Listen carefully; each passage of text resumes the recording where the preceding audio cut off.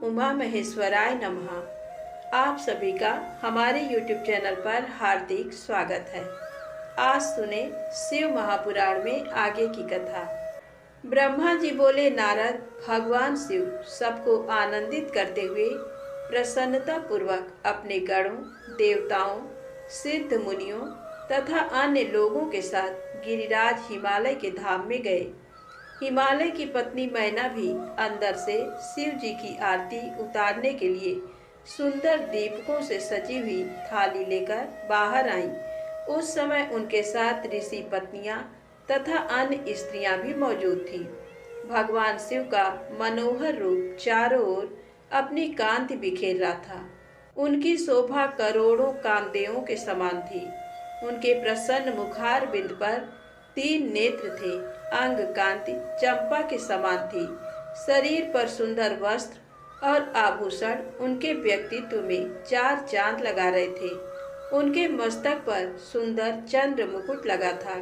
गले में हार तथा हाथों में कड़े तथा बाजूबंद उनकी शोभा बढ़ा रहे थे। चंदन, कस्तूरी, कुमकुम और अक्षत से उनका शरीर विभूषित था।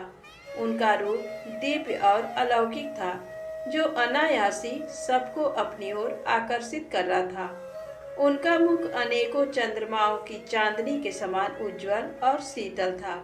ऐसे परम सुंदर और मनोहर रूप वाले दामाद को पाकर हिमालय पत्नी मैना की सभी चिंताएं दूर हो गईं। वे आनंद मग्न होकर अपने भाग्य की सराहना करने लगी। शिव जी को दामाद बनाकर स्वयं को कृतार्थ मानने लगी और अपनी पुत्री पार्वती, अपने पति हिमालय तथा अपने कुल को धन्य मानने लगी। उस समय प्रसन्नता पूर्वक वे शिव जी की आरती उतारने लगी।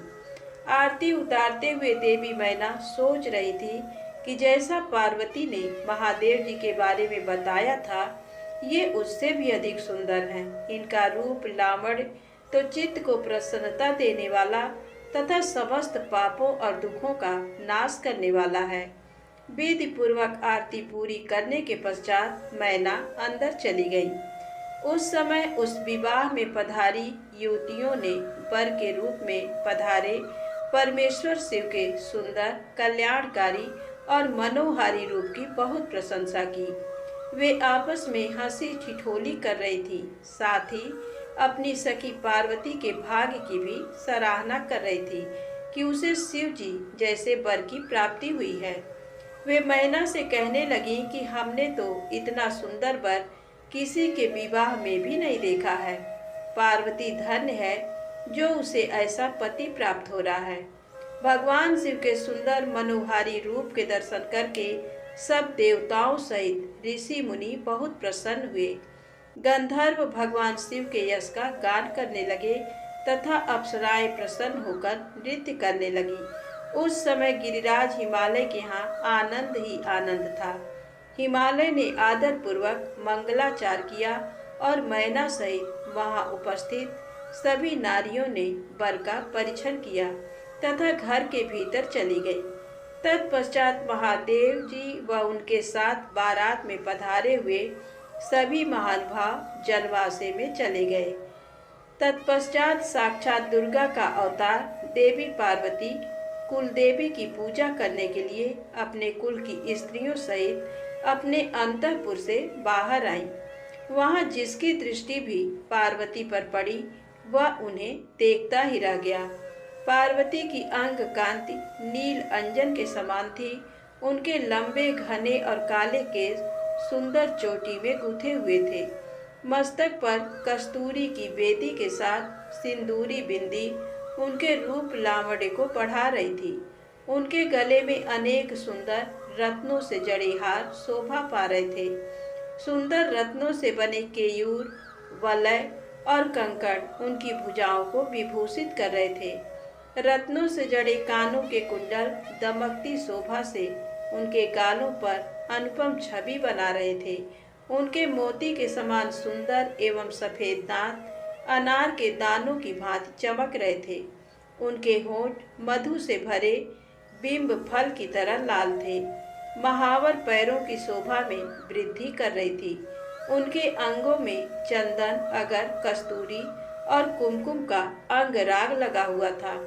पैरों में पड़ी पायजेब से निकली घुंघरुओं की रुनझुन रुनझुन की आवाज कानों में मधुर संगीत घोल रही थी। उनकी इस मंत्र मुग्ध छवि को देखकर सभी देवता उनके सामने नतमस्तक होकर जगत जननी पार्वती को भक्ति भाव से प्रणाम कर रहे थे। उस समय भगवान शिव भी उनके इस अनुपम सौंदर्य को कनखियों से देखकर हर्ष का अनुभव कर रहे थे। पार्वती के अनुपम रूप को देखकर शिव जी ने अपनी विरह की वेदना को त्याग दिया। पार्वती के रूप ने उनको मोहित कर दिया था। इधर पार्वती ने कुल देवताओं की प्रसन्नता के लिए उनका विधि विधान से पूजन किया। तत्पश्चात वे अपनी सखियों और ब्राह्मण पत्नियों के साथ पुनः महल में लौट गईं। उधर मैं, विष्णु जी व भगवान शिव भी अपने अपने स्थान पर ठहर गए। ब्रह्मा जी बोले, हे नारद, गिरिराज हिमालय ने उत्साह पूर्वक वेद मंत्रों द्वारा पार्वती और शिव जी को उपस्नान करवाया। तत्पश्चात वैदिक और लौकिक आचार रीति का पालन करते हुए भगवान शिव द्वारा लाए गए वस्त्रों एवं आभूषणों से गिरिजा नंदिनी देवी पार्वती को सजाया गया। पार्वती की सखियों और वहां उपस्थित ब्राह्मण पत्नियों ने पार्वती को उन सुंदर वस्त्रों एवं सुंदर रत्न जड़ित आभूषणों से अलंकृत किया। श्रृंगार करने के उपरांत तीनों लोकों की जननी महाशैल पुत्री देवी शिवा अपने हृदय में महादेव जी का ही ध्यान कर रही थी। उस समय उनका मुखमंडल चंद्रमा की चांदनी के समान सुंदर व दिव्य लग रहा था। हिमालय नगरी में चारों ओर महोत्सव होने लगा। लोगों की प्रसन्नता और उल्लास देखते ही बनता था। उस समय वहां हिमालय ने शास्त्रोक्त रीति से लोगों को बहुत दान दिया और अन्य वस्तुएं भी बांटी।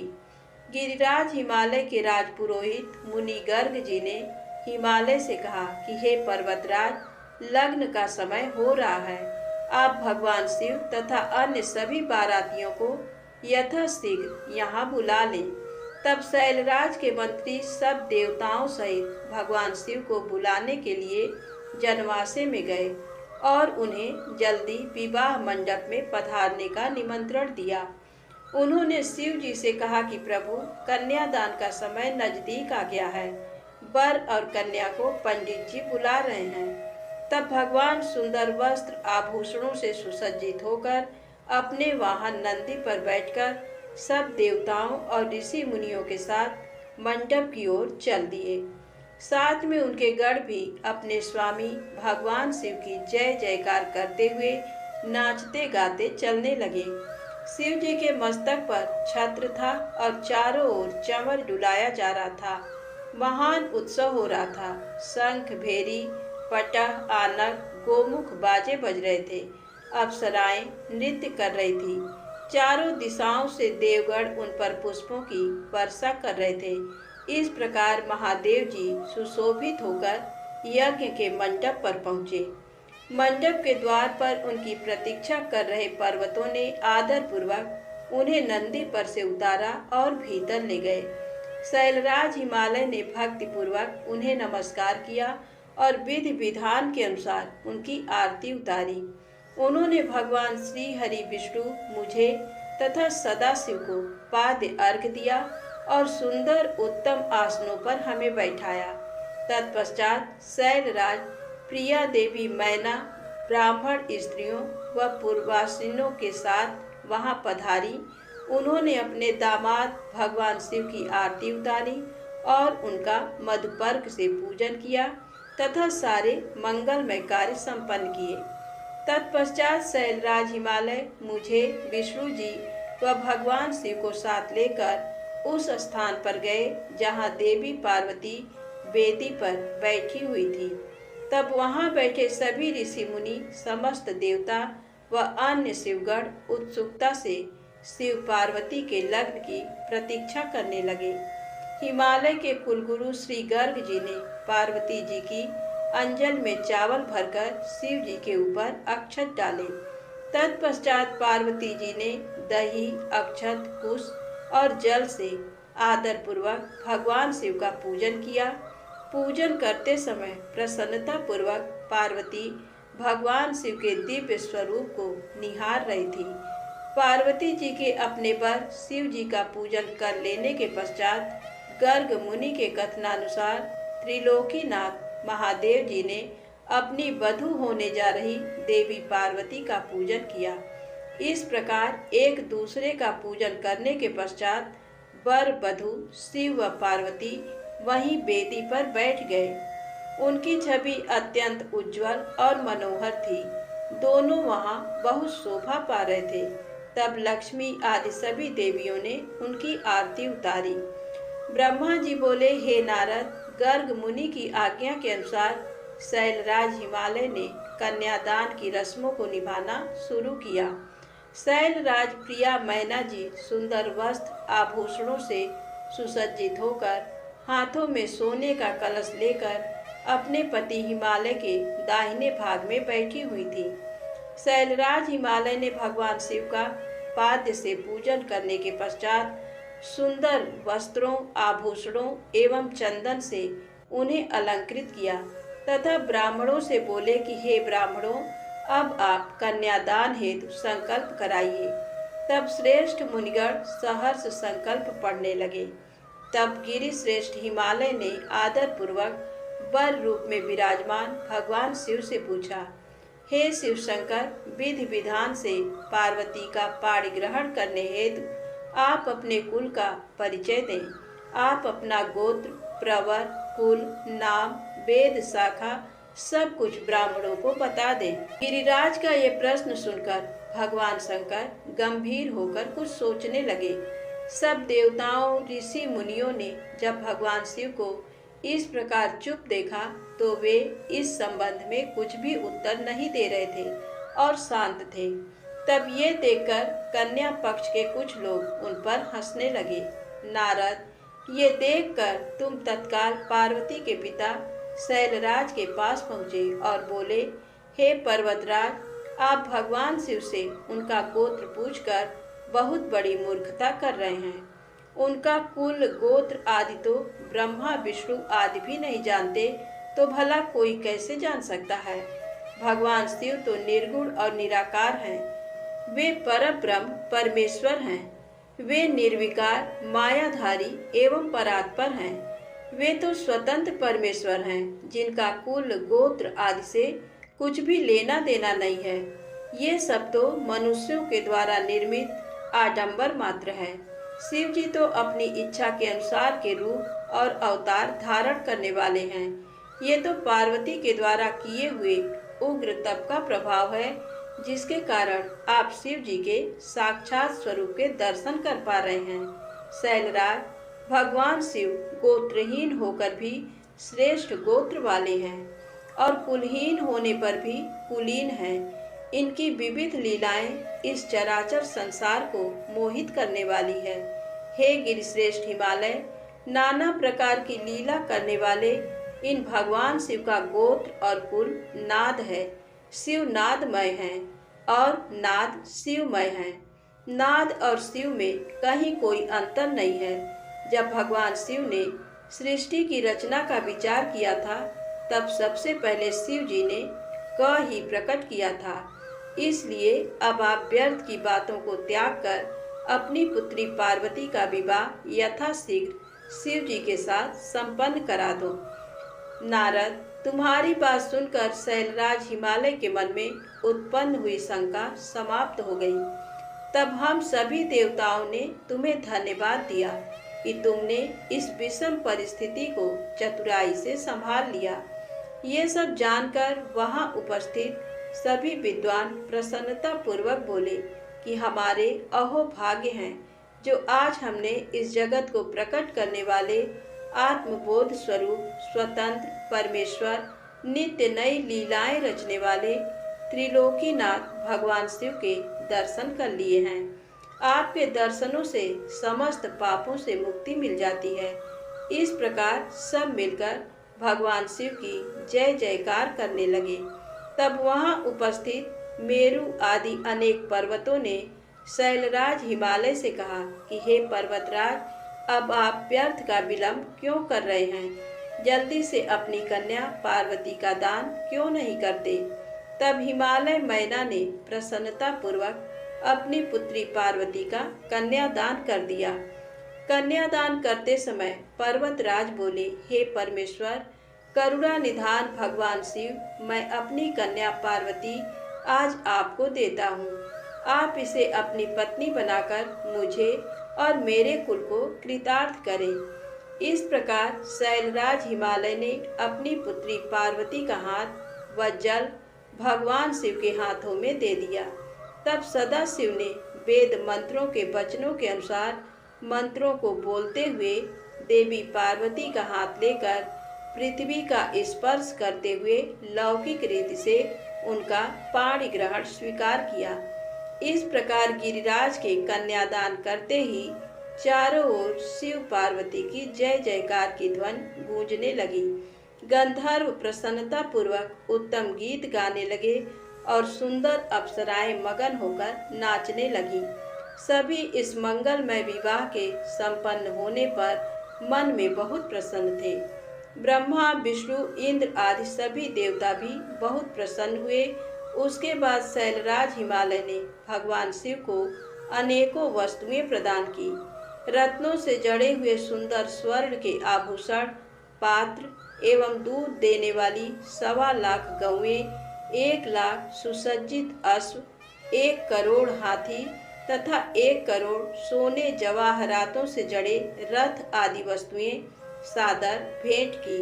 उन्होंने अपनी पुत्री पार्वती की सेवा में लगे रहने के लिए 1 लाख दासियां भी दी। तत्पश्चात विवाह में पधारे अनेक पर्वतों ने भी अपनी इच्छा और सामर्थ्य के अनुसार उत्तम वस्तुएं शिव पार्वती को उपहार स्वरूप भेंट की। इस विवाह से सभी प्रसन्न थे। सारी दिशाएं सहनाइयों की मधुर ध्वनि से गुंजायमान थी। आकाश से भगवान शिव और उनकी प्रिया पार्वती पर पुष्प वर्षा हो रही थी। कल्याणमयी और भक्त वत्सल भगवान शिव को अपनी प्रिय पुत्री पार्वती को समर्पित करने के बाद शैलराज हिमालय और उनकी प्रिय पत्नी मैना हर्ष से प्रफुल्लित हो रहे थे। शैलराज हिमालय ने यजुर्वेद की माध्यन्दिनी में लिखे हुए स्तोत्रों द्वारा शुद्ध हृदय और भक्ति भाव से भगवान शिव की अनेकानेक बार स्तुति की। तत्पश्चात वहां उपस्थित श्रेष्ठ मुनिजनों ने उत्साहपूर्वक भगवान शिव और देवी पार्वती के सिर का अभिषेक किया। उस समय हिमालय नगरी में महान उत्सव हो रहा था। सभी नर नारी प्रसन्नता से नाच गा रहे थे। ब्रह्मा जी बोले, हे नारद, उसके उपरांत मेरी आज्ञा पाकर महादेव जी ने अग्नि की स्थापना कराई तथा अपनी प्राण बल्लभा पत्नी पार्वती को अपने आगे बैठाकर चारों वेद, ऋग्वेद, यजुर्वेद, अथर्ववेद तथा सामवेद के मंत्रों द्वारा हवन कराकर उसमें आहुतियां दी। उस समय पार्वती के भाई मैनाक ने उनके हाथों में खीलें दी। फिर लोक मर्यादा के अनुसार भगवान शिव और देवी पार्वती अग्नि के फेरे लेने लगे। उस समय मैं शिव जी की माया से मोहित हो गया।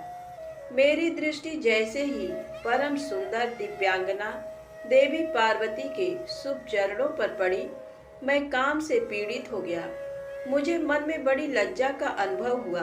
किसी की दृष्टि मेरे इन भावों पर पड़ जाए, इस हेतु मैंने अपने मन के भाव को दबा लिया। परंतु भगवान शिव तो सर्वव्यापी और सर्वेश्वर हैं, भला उनसे कुछ कैसे छिप सकता है। उनकी दृष्टि मुझ पर पड़ गई और उन्हें मेरे मन में उत्पन्न हुए बुरे विचार की जानकारी हो गई। भगवान शिव के क्रोध की कोई सीमा न रही। कुपित होकर शिव जी मुझे मारने हेतु आगे बढ़ने लगे। उन्हें क्रोधित देखकर मैं भय से कांपने लगा तथा वहां उपस्थित अन्य देवता भी डर गए। भगवान शिव के क्रोध की शांति के लिए सभी देवता एक स्वर में शिव जी से बोले, हे सदाशिव, आप दयालु और करुणा निधान हैं।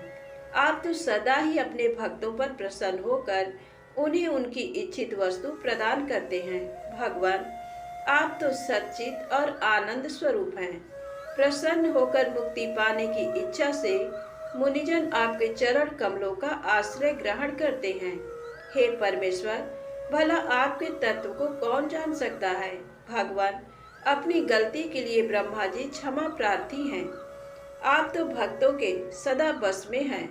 हम सब भक्तजन आपसे प्रार्थना करते हैं कि आप ब्रह्मा जी की इस भूल को क्षमा कर दें और उन्हें निर्भय कर दें। इस प्रकार देवताओं द्वारा की गई स्तुति और क्षमा प्रार्थना के फलस्वरूप भगवान शिव ने ब्रह्मा जी को निर्भय कर दिया। नारद, तब मैंने अपने उन भावों को शक्ति के साथ मन में ही दबा दिया। फिर भी उन भावों के जन्म से हजारों बाल खिले ऋषियों की उत्पत्ति हो गई, जो बड़े ही तेजस्वी थे। ये जानकर कि कहीं उन ऋषियों को देख शिव जी क्रोधित न हो जाएं, तुमने उन्हें गंधमादन पर्वत पर जाने का आदेश दे दिया। बाल खिल ऋषियों को तुमने सूर्य भगवान की आराधना और तपस्या करने का आदेश प्रदान किया। तब वे बाल खिल ऋषि तुरंत मुझे और भगवान शिव को प्रणाम करके गंधमादन पर्वत पर चले गए।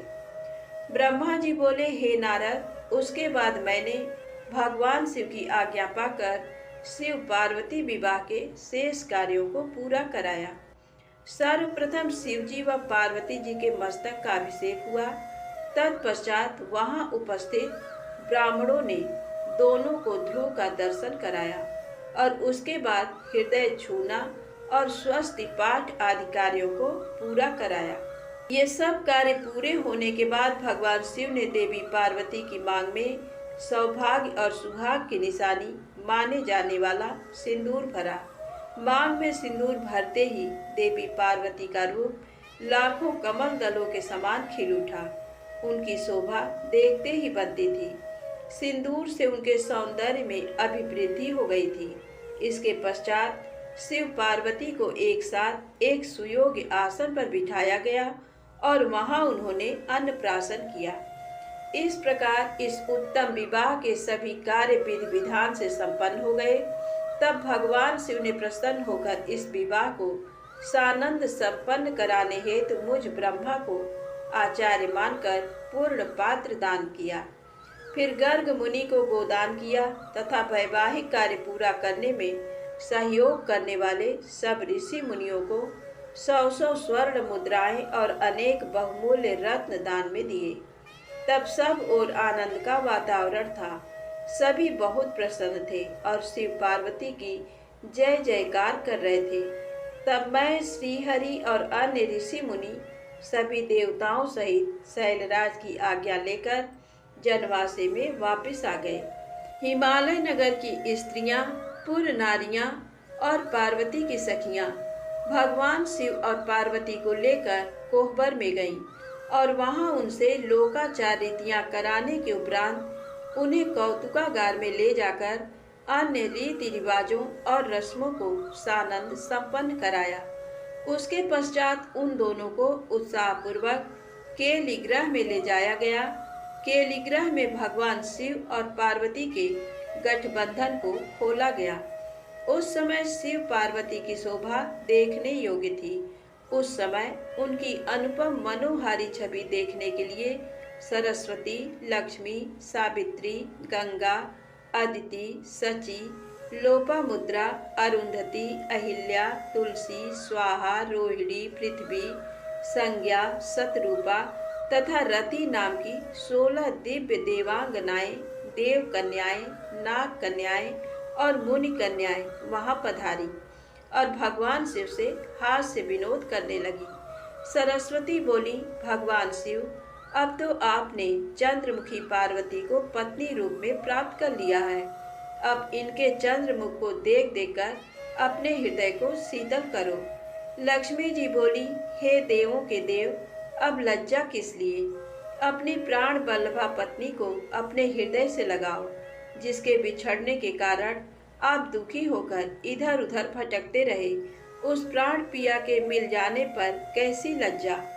तो उधर सावित्री बोली, अब तो पार्वती जी को भोजन कराकर ही भोजन होगा।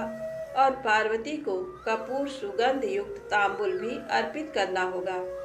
तब जाह्नवी बोली कि हे त्रिलोक के स्वामी, स्वर्ण के समान सुंदर पार्वती जी के केश धोना एवं श्रृंगार करना भी आपका कर्तव्य है। इस पर सची कहने लगी कि हे सदाशिव, जिन पार्वती को पाने के लिए आप सदा आतुर थे तथा जिनके वियोग के दिन आपने विलाप कर कर के बिताए हैं, आज वही पार्वती जब आपकी पत्नी बनकर आपके साथ विराजमान है, तो फिर काहे का संकोच? क्यों आप पार्वती को अपने हृदय से नहीं लगा रहे हैं? देवी अरुंधति बोली, इस सती सुंदरी को मैंने आपको दिया है, अब आप इसे अपने पास रखें और उसके सुख दुख का ख्याल करें। देवी अहिल्या बोली, भगवान, आप तो सबके ईश्वर हो, इस पूरे संसार के स्वामी हो। आपके परम ब्रह्म स्वरूप को कोई नकार नहीं सकता। आप निर्गुण निराकार हैं, परंतु आज सब देवताओं ने मिलकर आपको भी दास बना दिया है।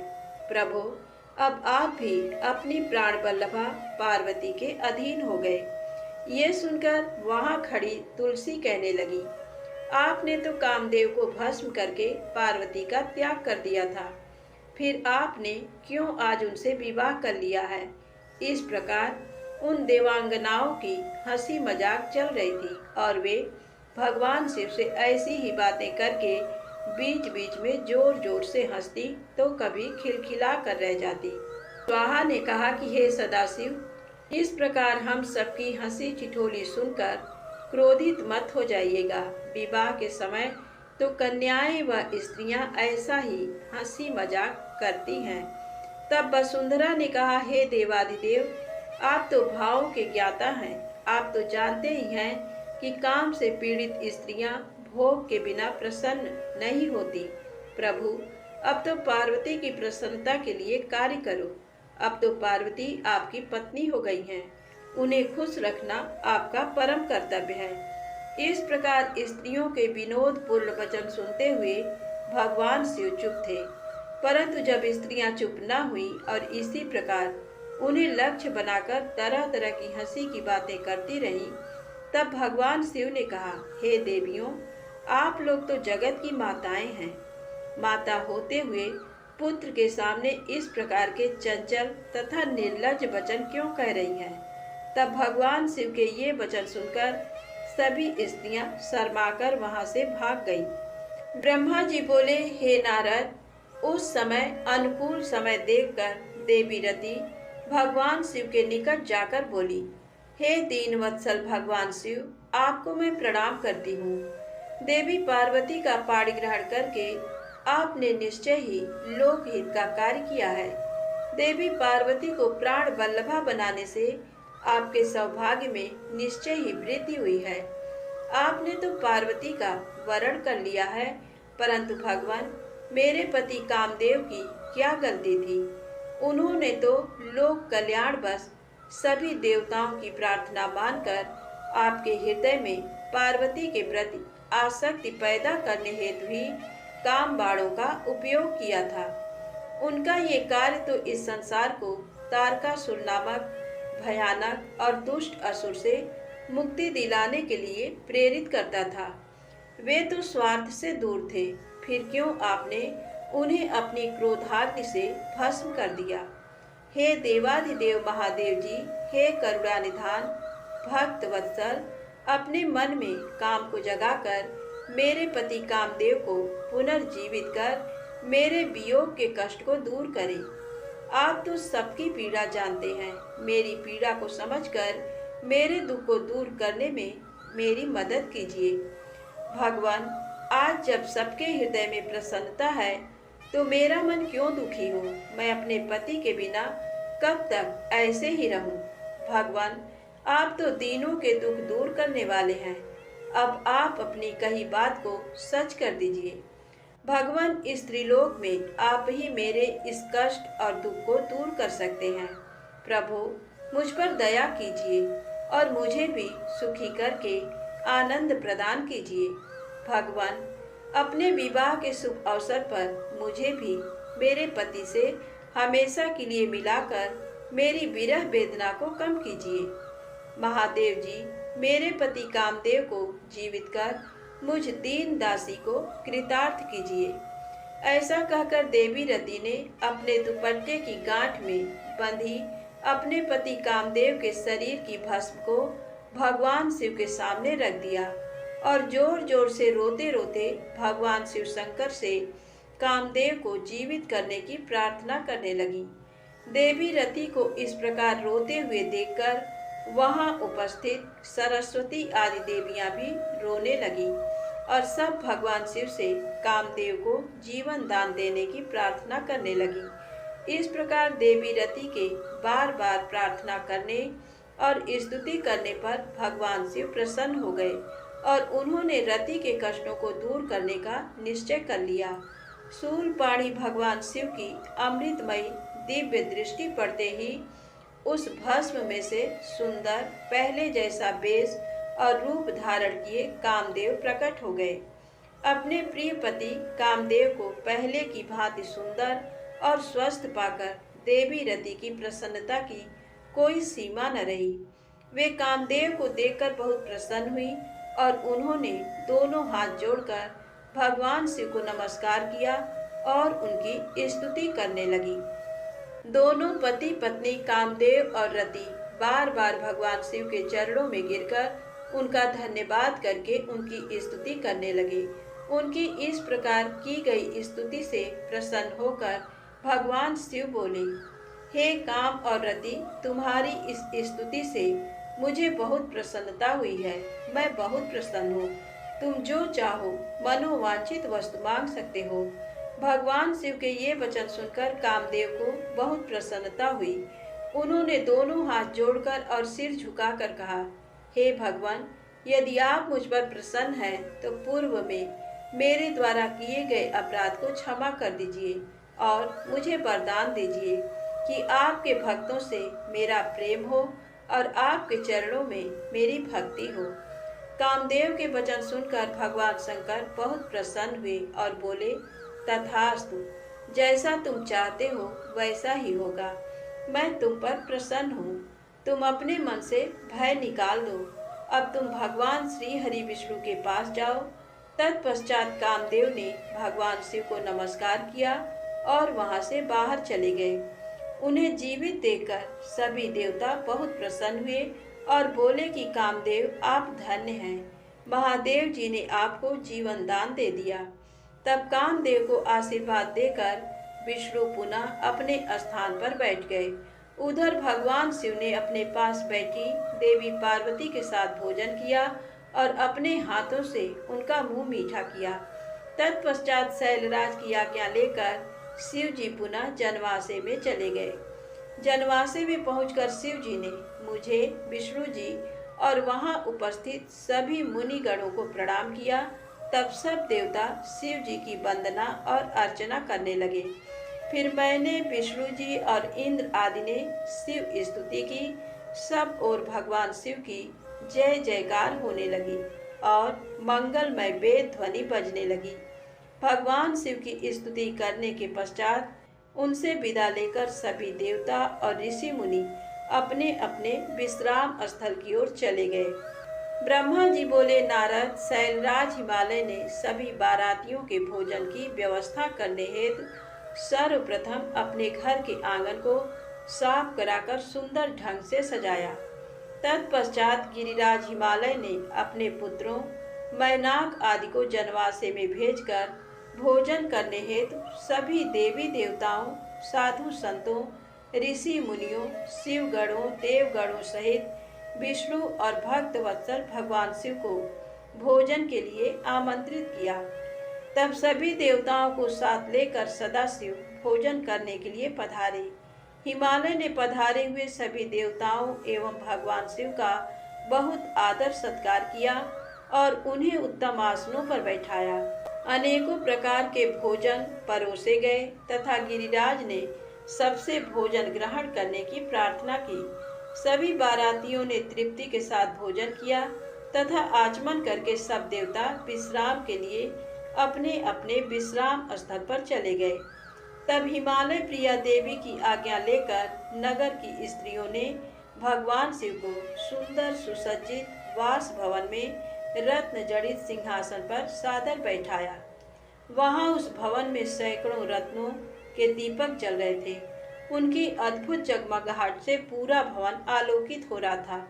उस वास भवन को अनेकों प्रकार की सामग्रियों से सजाया और संवारा गया था। मोती मणियों एवं श्वेत चौरों से पूरे भवन को सजाया गया था। मुक्ता मणियों की सुंदर बंधनवारें द्वार की शोभा बढ़ा रही थी। उस समय वह वास भवन अत्यंत दिव्य, मनोहर और मन को उमंग तरंग से आलोकित करने वाला लग रहा था। फर्श पर सुंदर बेल बूटे बने थे। भवन को सुगंधित करने हेतु सुवासित द्रव्यों का प्रयोग किया गया था, जिसमें चंदन और अगर का प्रयोग प्रमुख रूप से था। उस वास भवन में देवताओं के शिल्पी विश्वकर्मा द्वारा बनाए गए कृत्रिम वैकुंठ लोक, ब्रह्मलोक, रुद्रलोक तथा शिवलोक सभी के दर्शन एक साथ हो रहे थे। इन्हें देखकर भगवान शिव को बहुत प्रसन्नता हुई। वास भवन में बीचों बीच एक सुंदर रत्नों से जड़ित अद्भुत पलंग था। उस पर महादेव जी ने सोकर रात बिताई। दूसरी ओर हिमालय ने अपने बंधु बांधवों को भोजन कराने के उपरांत बचे हुए सारे कार्य पूर्ण किए। प्रातःकाल चारों ओर पुनः शिव विवाह का अनोखा उत्सव होने लगा। अनेकों प्रकार के सुरीले वाद्य यंत्र बजने लगे, मंगल ध्वनि होने लगी। सभी देवता अपने अपने वाहनों को तैयार करने लगे। सभी की तैयारियां पूर्ण हो जाने के पश्चात भगवान श्रीहरि विष्णु ने धर्म को भगवान शिव के पास भेजा। तब धर्म सहर्ष भगवान शिव के पास वास भवन में गए। उस समय करुणा निधान भगवान शिव सोए हुए थे। ये देखकर योग शक्ति संपन्न धर्म ने भगवान शिव को प्रणाम करके उनकी स्तुति की और बोले, हे महेश्वर, हे महादेव, मैं भगवान श्रीहरि विष्णु की आज्ञा से यहाँ आया हूँ। हे भगवान, उठिए और जनवासे में पधारिए। वहाँ सभी देवता और ऋषि मुनि आपकी ही प्रतीक्षा कर रहे हैं। प्रभु, वहाँ पधार कर हम सबको कृतार्थ करिए। धर्म के वचन सुनकर सदाशिव बोले, हे धर्मदेव, आप जनवासे में वापस जाइए। मैं अतिशीघ्र जनवासे में आ रहा हूँ। भगवान शिव के ये वचन सुनकर धर्म ने भगवान शिव को प्रणाम किया और उनकी आज्ञा लेकर पुनः जनवासे की ओर चले गए। उनके जाने के पश्चात भगवान शिव तैयार होकर जैसे ही चलने लगे, हिमालय नगरी की स्त्रियां उनके चरणों के दर्शन हेतु आ गईं और मंगल गान करने लगी। तब महादेव जी ने गिरिराज हिमालय और मैन्या से आज्ञा ली और जनवासे की ओर चल दिए। वहां पहुंचकर महादेव जी ने मुझे और विष्णु जी सहित सभी ऋषि मुनियों को प्रणाम किया। तब सब देवताओं सहित मैंने और विष्णु जी ने सभी शिव जी की वंदना और स्तुति की। धन्यवाद। आज की कथा समाप्त होती है। कृपया वीडियो पसंद आए तो लाइक अवश्य करें, चैनल को सब्सक्राइब करें। जय माता दी, जय भोलेनाथ।